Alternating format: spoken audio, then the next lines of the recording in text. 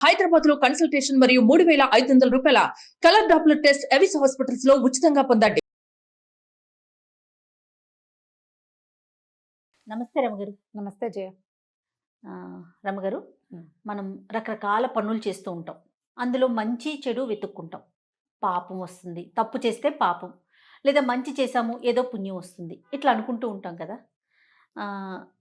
ఏ పనులు చేస్తే మనతో పాటు మనకు పుణ్యం కలిసి వస్తుంది, ఏవి చేస్తే తప్పులు వస్తాయి? అట్లా తప్పులు దేనివల్ల అయినా వస్తాయి. అంటే చేయకుండా పిల్లలకి చెప్పేటప్పుడు ఈ తప్పు చేసావనుకో ఇంక అంతే, అట్లా మనం చెప్తాం కదా, వేటికి చెప్పొచ్చు? బోల్డ్ అని.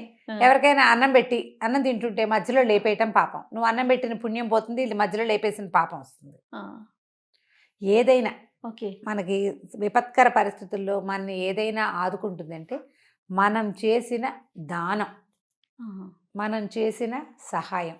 డైరెక్ట్గా అదే రాదు, వేరే రూపంలో ఏదో ఒక రూపంలో వస్తుంది. అప్పుడప్పుడు డైరెక్ట్గా మనం ఎవరికి హెల్ప్ చేస్తామో వాళ్ళే మనకి తిరిగి హెల్ప్ చేసేవి కనపడతాయి. మనం అనుకోకుండా చేసినా కూడా రకరకాలు ఇలాంటివి. మనకి దానపరులు వాళ్ళ కథలు, ఎన్నో కథలు ఉన్నాయి, మనం చెప్పుకుంటూ ఉంటాం. ఈ దానం చేయటం వల్ల వీళ్ళకి ఫలితం లభించింది అని. ఇప్పుడు ఫలితం కోసం దానం చేయకూడదు.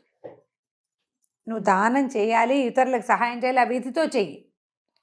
నీకు సహాయం అవసరమైనప్పుడు అది లభిస్తుంది ఆటోమేటిక్గా. నిన్న నేను చేసిందే ఇవాళ నాకు రావాలి, నిన్న బియ్యపు గింజ పెట్టాను అది మొక్క రావాలి అని అనుకోకూడదు. రూపం మారిద్దంటారా? మారిపోతుంది, రూపం మారుతుంది. నీకు కావాల్సిన సహాయం ఎలాగోలాగా అందుతుంది.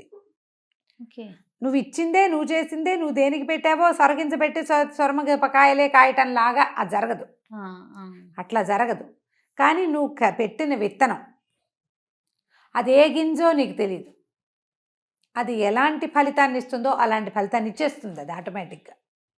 నీకు ఏ కాయ కసరు ఇవ్వలేదు ఆ చెట్టు, నువ్వు పెట్టిన గింజ నీడైనా ఇస్తుంది కదా, నీడిస్తుంది, పచ్చగా కాస్త ఆహ్లాదాన్ని ఇస్తుంది కంటికి, గాలి ఇస్తుంది, మంచి ఆక్సిజన్ని. వాన వంగుడు ఎండ సమయాల్లో తలదాచుకునేందుకు ఒక గూడు. ప్రతిదీ కాయాన్ని పండే వచ్చేసి అవి నువ్వు కూర వండుకోవడానికో మధ్యాహ్నం కోసు తినడానికో సరకపోవచ్చు, కనీసం నీడనైనా ఇస్తుంది. నువ్వు గింజలు పెట్టాలి ప్రధానంగా, మొక్కంటూ పెట్టు అంతే. అయితే గింజ లేకపోతే మొక్క, నీకు రాదగిన ఫలితం వచ్చే తీరుతుంది. కనీసం ఆక్సిజన్ అయినా ఇస్తుంది కదా, కనీసం ఫ్రెష్ ఎయిర్ అంతే కదా, అదైనా ఇస్తుంది. ఈ ఆలోచనతోటే ఉండాలి ఎప్పుడు కూడా. ఇతరులకు సహాయం చేయాలి, ఎవరైనా అడిగింది మన దగ్గర ఉంటే లేదనకుండా ఇచ్చేసేయమని.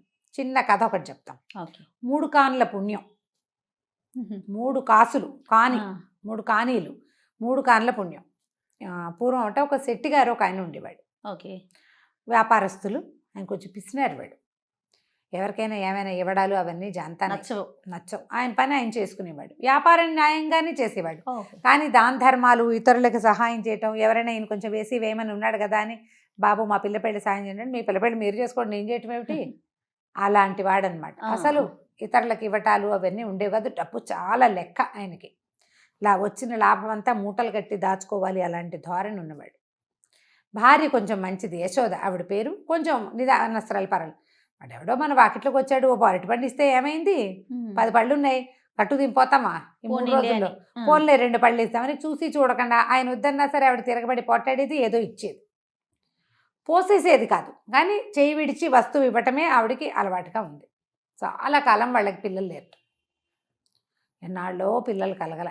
ఆవిడ ఏమనేదంటే, నువ్వు ఇవ్వవు, దానం కొద్దీ పిల్లలు మనం చెప్తాంగా, పుణ్యం కొద్దీ పురుషుడు దానం కొద్దీ పిల్లలు. నేను సరిగ్గా పుణ్యం చేసుకోవాలి, అందుకే పిసినారి ఒకడు వచ్చాడు నాకు, నువ్వు సరిగ్గా దానం చేయకపోతే నీకు పిల్లలు కలగకుండా పోతారు అనేది.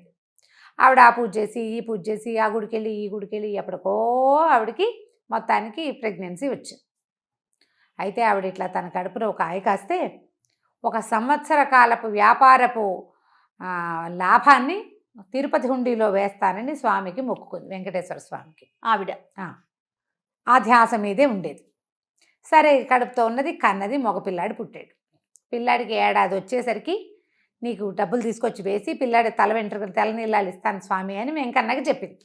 సూపర్. అక్కడిచ్చి పిల్లాడు కాస్త 3-4 నెలలు వస్తే చంటి పిల్లాడు ఆము అని పలకరిస్తాడా, సరదా వచ్చింది శెట్టి గారికి కూడా కొడుకు అంటే. లేక లేక పుట్టింది పిల్లవాడు. ఈ ఆస్తి స్వాస్తి ఎవరో తినిపోతారని బెంగగా ఉండేది. సొంత కొడుకే. ఓ పిల్లాడు పుడితే ఏం తర్వాత ఇంకొకటో రెండో కాన్పులు రావు, బాగానే ఉంది సరదాగా.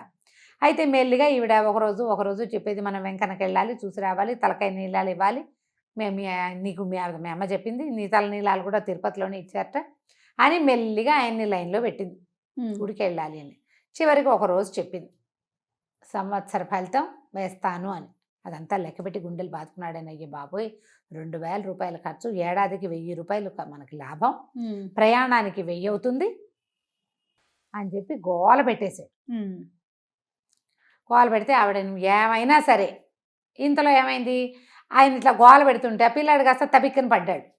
నెత్తురు వచ్చేసరికి ఆవిడంది, ఎవరెవరా నువ్వు భగవంతుడి విషయంలో ఇట్లా వేషం వేస్తున్నావా, కాబట్టి చూడు ఇట్లా అయిపోయింది, పిల్లాడి పడ్డాడు, ఇంకేదైనా పెద్ద ప్రమాదం జరిగితే బాకీ తీర్చపోతే ఆయన ఒప్పుకుంటాడు వెంకన్న, అసలు ఊరుకోడు, బాకీ లాగేదాకా ఒప్పుకోడు ఆయన. నువ్వు అక్కడ బాకీ ఇవ్వకపోతే పిల్లాడికి ఏదైనా జబ్బు చేసి వీడు అనారోగ్యానికి అయిపోతుంది, మొక్కుబడిగానే ఉండిపోయి ఖర్చు అయిపోతుంది అని అరిచర్చి కేకలేసి పోటాడింది. ఈ లోపల ఆయన మేనత్త మొగుడు వచ్చారు. వాళ్ళు అన్నారు, అయ్యో అట్లా చేయకూడదురా నాయన, మీ అమ్మ ఇట్లాగే ఏదో ఇద్దే కొట్టి మీ తమ్ముడు పోయాడు అప్పుడు అనేసరికి భయం పట్టుకుంది. కేకలే కలిగిన పిల్లాడు, వాడేమో మంచి జనముద్దైన పిల్లాడు. సరే ఒప్పుకున్నాడు లబలబలాడుతుంది. సరే మరి ఆ రోజుల్లో ఏమిటి ప్రయాణం అనేసరికల్లా వారం 10 రోజులు పడుతుందా, పిండి వంటలు అన్నీ చేసుకున్నారు, చెక్కలు చేగోడీలు ప్రయాణంలో తినడానికి, లడ్లు గిడ్లు అన్నీ చేసుకున్నారు. మరి వీళ్ళతో పాటు ఒక 10 రోజుల పాటు ప్రయాణం, బండి వాళ్ళు ఉంటారు కదా, అన్నీ చేసుకున్నారు. సరే ఆ పూట ఏదో కొంచెం అన్న సమారాధన చేస్తానంటే వచ్చాక చేద్దు కానీ ఇప్పుడు ఏం పెట్టద్దన్నాడు. సరే అన్ని సామాన్లు సర్దుకున్నారు, పక్క వాళ్ళకి వెనక వాళ్ళకి అందరికీ చెప్పింది వెళ్ళొస్తామని. వీళ్ళు బయటకు వస్తుంటే ఒక సాధువు ఒక ఆయన వీళ్ళ వాకిలి గుమ్మంలో కూర్చున్నాడు. ఏదైనా దానం చేయనైనా ప్రయాణం చేస్తున్నావు అనేసరికి ఈయన ఏమన్నాడు, ఈ దానం గుళ్ళో వేయడానికి తీసుకెళ్తున్నాను నాయన, 2000 రూపాయలు ఏమన్నా తక్కువ అనుకుంటున్నావా, అతేరి ఇప్పుడు నేనేం దానాలు గినాలు చేయను, అసలే ప్రయాణంలో ఉన్నాను అనేసరికి నిన్ను కాపాడుతుందిరా నాయన నువ్వు చేసే దానం అన్నాడు. ఏమిటి నీకు చేసేది కాని పుణ్యం కాపాడుతుందా, నన్ను కాపాడేది అదేనా, నా దగ్గర డబ్బులు కాపాడవా, నేను వెళ్తున్న దేవుడు కాపాడ్డా, పోపో మెట వేదాంతం చెప్తావు అని కసురుకున్నాడు. లోపల నుంచి సంచులు అన్నీ పట్టించుకుని పిల్లాన్ని సంకనేసుకుని వస్తుంది. యశోద గారు ఏం చేసింది, సంచిలోంచి ఆవిడ చేతి సంచులోంచి 2 లడ్డూలు తీసి ఆ సాధువు చేతిలో పెట్టి 3 కాన్లు ఆయన చేతిలో పెట్టి, లడ్డూలేమో ప్రసాదంగా, కాన్లు ఆయన దానం అడిగాడు కదా, ఊరు వెళ్తున్నావు దేవుడికి మొక్కు తీర్చడానికి వెళ్తున్నావు, 2 కాన్లైనా నేను దానం చేసుకోకపోతే ఎట్లా అని ఇచ్చేసరికి ఈయన అన్నాడు, ఖర్చు కంచే మొదలు పెట్టావా, పెద్ద నష్టం వస్తుంది రేపు మనకు, అక్కడ ఎలాగో 2000 వేసేస్తాం గుళ్ళో అయిపోతుంది అని గట్టిగా కసురుకున్నాడు. ఆవిడంది, ఈ 3 కాన్లతోటి దిగిపడిపోయామా మనం, పద అంతసేపు ఇట్లా అంటామని మొగుడిని కసిరేసింది. ఆ సాధువు దండం పెట్టాడు, లడ్డు ముక్క తుంచి నొట్ట వేసుకున్నాడు. వీళ్ళు బండి ఎక్కారు, చక్కగా సజావుగా ప్రయాణమైంది. 4 రోజులు 5 రోజుల తర్వాత తిరుమల చేరాక అసలు ఆ కొండ మీదకి వెళ్తుంటే ఆ గోవిందనామస్మరణలకు వాటికి ఆవిడ ఒళ్ళు తెలియలే, ఈ గోవిందనామమే కదా ఇట్లా తల్లిని చేసింది రండి అని చాలా సంతోషంగా ఉంది. అక్కడి నుంచి డబ్బులు 3000 రూపాయలు పుచ్చుకొని బయలుదేరారు. ఓ 1000 దేవుడికి వేయటానికి, మిగిలినవి ఖర్చులు. సరే మొక్కుకున్న ప్రకారం వెయ్యాలి కదా, ఆయన ఏం చేశాడు, ఏదో యథాలాపంగా ఏమే ఈ 1000 దేవుడికి వేయటానికి, ఈ 1000 నీ దగ్గర ఉంచు, నా 1000 నేను వేస్తాను అన్నాడు. 2000 వెయ్యాలి వీళ్ళు, ఒక 1000 2 ఏళ్ళు అయింది కదా, మొక్కుకుని 2 సంవత్సరాలు కదా, ఆ 1000 ఒక సంవత్సరం ఒక 1000, రెండో సంవత్సరం ఒక 1000, నువ్వు 1000 నేను 1000 వేస్తాను అన్నాడు. కానీ 2000 ఆవిడ చేతికి ఇచ్చాడు, తన 1000 తన దగ్గర ఉంది. ఆవిడ ఈ భక్తి పార్వశంలో గోవిందా గోవిందా గోవిందా అంటూ ఈ పిల్లాడితో గుండు కట్టించింది, అవన్నీ చేసి తన దగ్గర ఉన్న 2000 ఎత్తి హుండీలో వేసేసింది. ఈయనేం చెప్పాడు, నువ్వు 1000 నేను 1000 వేస్తా అన్నాడుగా, ఈయన 1000 వేసేసాడు. అయిపోయింది. ప్రయాణంలో పెద్దగా ఖర్చు కాలే వాళ్ళకి, ఎందుకంటే తిండి సంబారాలన్నీ తెచ్చుకున్నారు వచ్చేటప్పుడు కదా, వెళ్ళేటప్పటికి అన్నీ కావాల్సిందే. ఆ బండి అక్కడ దిగడిపోయి కొత్త బండి తీసుకోవాలి. అక్కడి నుంచి ఏం చేస్తారు తెలిసి చూసుకున్నారు, మొత్తం చూసుకునేసరికి డబ్బులు లేవు. ఏవో తెచ్చుకున్నవి 2-3 తినుబండారాలు, పిల్లాడు తల్లిపాలు తాగుతాడు కాబట్టి పిల్లాడు లబో దిబో. అక్కడికి కొంతమందిని అడిగాడు, అయ్యా పొరపాటున పడిపోయినాయండి, ఒక 1000 రూపాయలు అందులో ఇచ్చి తీసి మాకు ఇస్తారా అని. హుండీలో వేసింది ఏం, నువ్వు పిల్లాడిని వేసినా పిల్లాడిని కూడా ఇవ్వమన్నారు. ఎట్లా ఇస్తారు, దేవాలయ హుండీలో పడింది తీసుకోవచ్చునా, లబలబలాడిపోయాడు. ఏం చెయ్యాలో తెలియదు, రూపాయి లేదు, ఎట్లా వస్తారు అక్కడి నుంచి.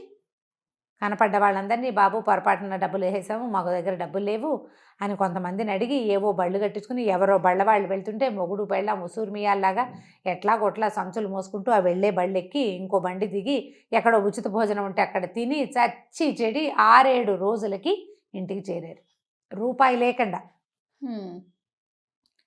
మిగిలినవి లడ్డూలు ఏవో ఉన్నవే 1-2 మధ్యలో నోట్లో వేసుకున్నారు, అంతకంటే ఏం లేవు. బాటసారులాగా ప్రయాణం చేసుకుంటూ వచ్చేసరికల్లా వాకిట్లోనే ఆ సాధువు కనపడ్డాడు. వాళ్ళ వాకిట్లోనే ఈయనకి చూస్తే ఒళ్ళు మండిపోయింది. వెళ్ళేటప్పుడు నీ దిక్కుమాల శకునం వల్లే మేము తగలబడ్డాము, చేతిలో రూపాయి లేకుండా ఏదో ఒరిగిపోతుంది అన్నావు, నీకు దానం చేస్తే మాకు ఒరిగింది ఏమీ లేదు, చేతిలో రూపాయి లేక చచ్చి చెడి వచ్చావు అంటే సాధువు నవ్వుతున్నాడు. అదే కదా నువ్వు కోరుకున్నావు, నీకు ఇస్తే నేను అక్కడికి ఎట్లా అన్నావు అన్నాడు. నవ్వుతూ లేచి వెళ్ళిపోయేసరికి చుట్టుపక్కల వాళ్ళంతా ఏమమ్మా వచ్చారా ఏమిటి, మొహాలు అట్ట పీక్కుపోయినాయి, బండి లేదా, బండి లేకుండా ఎట్టా వచ్చావు ఏమిటి, దర్శనం బాగా అయిందా అని అందరు ఊళ్ళల్లో ఏముంది అందరూ చేరేసరికల్ ఈయన ధుమధుమలాడుతూ ఏముంది శకునం దిక్కుమాల శకునం వెళ్ళేటప్పుడు ఎదురయ్యాడు, వచ్చేసరికల్ పీడాకారం మా వాకిట్లోనే తయారైందంటే వాళ్ళందరూ నీకేమైనా పిచ్చకిందా, ఆయన ఉన్నాడు కాబట్టి ఇవాళ నువ్వు బతుకున్నావు, లేకపోతే చచ్చేపోయేవాడివిరా నాయన, నువ్వు ఊరెళ్ళిన 3 రోజులకి మీ ఇంట్లో దొంగలు పడ్డారు, సాధువు నువ్వు వెళ్ళిన దగ్గర నుంచి మీ వాకిలి వదలని మీ అరుగు మీదే కూర్చున్నాడు, మీ ఆవిడిచ్చిన 3 కార్లతోటి 10 రోజులు తిన్నాడు ఆయన, కూర్చుని దొంగలను చూసుకుని ఆయన కేకలు పెట్టి చుట్టుపక్కల వాళ్ళని బెజ్జేసి వీళ్ళకి పట్టించాడు రక్షక భట్లకి.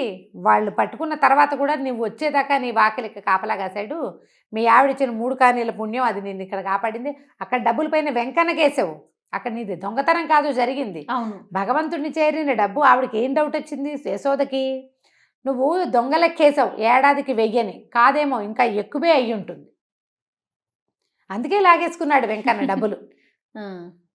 జాగ్రత్తగా వేశాడు, ఇప్పుడు ఇంత లాభం అని చెప్పాడు భార్యకి, జాగ్రత్తగా ప్లాన్ చేసుకుని చెప్పుంటావు అంటుంది. అక్కడ గనక ఇక్కడ గనక దొంగలు కనుక పడి ఉంటే ఏమయ్యేది, వీళ్ళు ఇల్లు వాకిలి మొత్తానికి పోయేది, అంతా అయిపోయేది, ఆ రోడ్డు మీద పోయినట్టు కాకుండా ఇక్కడది కూడా పోయేది. నువ్వు 3 కానీలు దానం చేయటం వల్ల ఇవాళ ఇది బతుకుంది, ఈ ఆస్తి స్వాస్తి అంతా ఇల్లు వాకి.